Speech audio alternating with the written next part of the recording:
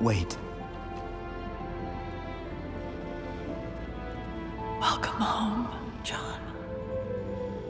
After saving the galaxy time and time again, one would think that they are invincible. But have you ever felt like you were becoming someone you didn't recognize, maybe on the inside, or changing the way you present yourself? It may have happened before multiple times over at this point, but this time it feels different. You feel different. Maybe because after all of this time, you forgot how to feel. And all it takes is one push in that direction to become somebody else. Halo 4, to a lot of people, marks the end of an era. Bungie is gone and the golden age of Halo is behind us. But what came after wasn't just an attempt to recapture lightning in a bottle, it was a deep personal story, and for all of its criticisms and its flaws, Halo 4 may have told the most human story in the entire franchise, because this isn't just about the Master Chief saving the world. Trust me, he does. It's about him trying to find his place in a galaxy that seemingly passed him by, and the realization he may have to do it alone.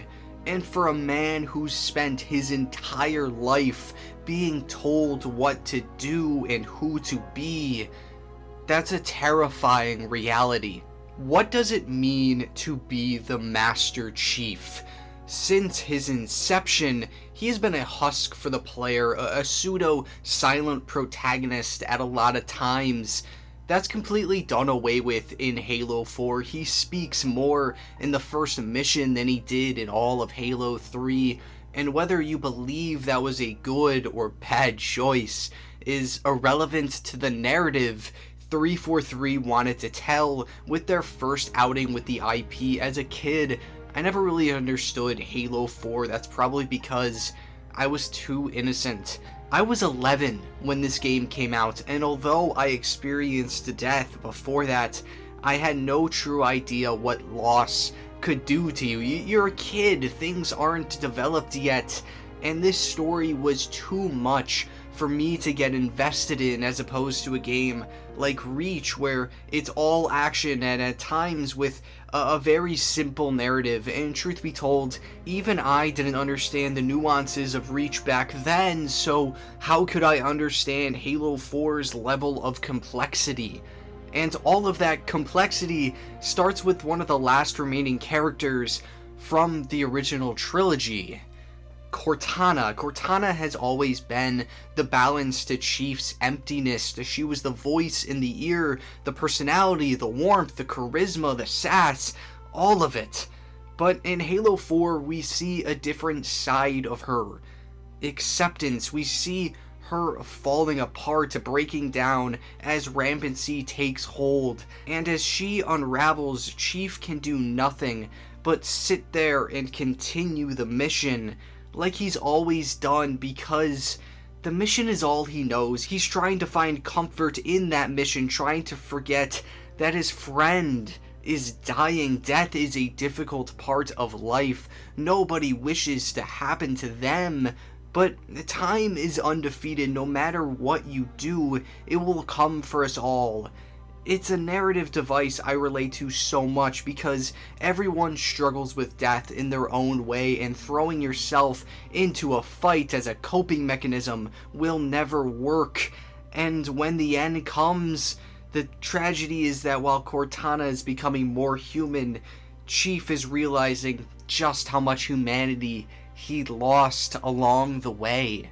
It's the way he walks, head down, eyes forward, staring out into the distance for God knows how long. He's tired, and I don't blame him, because we've all been there, that moment where you look at yourself and think, what am I even doing? Who am I? And if it's not clear enough, Lasky hits the message of the game home at the very end. You say that like soldiers and humanity are two different things. I mean, soldiers aren't machines.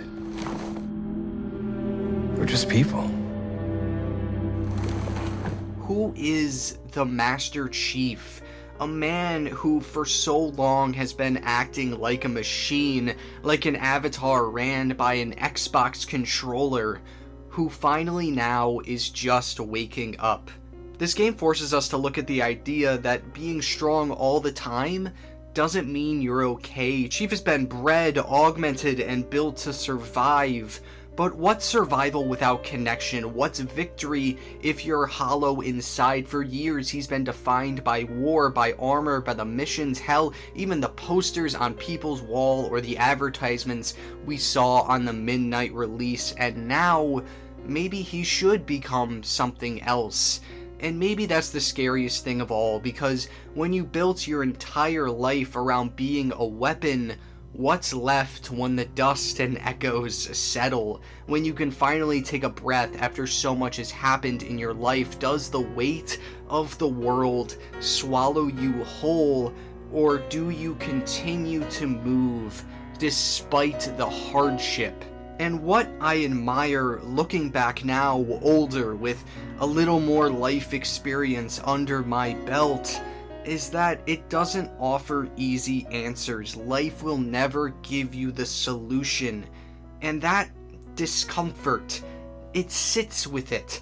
It lets you feel the ache of watching someone slip away, of questioning your purpose, of realizing that underneath the armor, you're still just human, fragile, uncertain, scared, like we all are. The Master Chief is not a machine, he's just a man. That's why, despite all of its gameplay quirks or divisive reception, Halo 4 matters, and whether you agree with that or not is completely up to you, because maybe you're fine with who you are, but I know a lot of people aren't. I wasn't. And in low points in our lives, we go back to what's comfortable, and maybe, just maybe, we can find a good message along the way. Something like Halo 4 tells us about the man versus the machine. Thank you so much for watching. If you enjoy what I do, maybe consider checking out some other stuff. Thank you so much.